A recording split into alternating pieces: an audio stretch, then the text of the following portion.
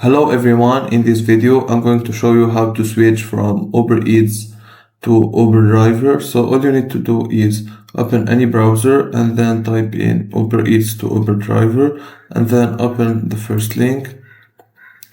and then you will see switch to driving with the Uber app, and then press on contact support to switch. You can see here if you are a driver partner who wants to switch to Uber Eats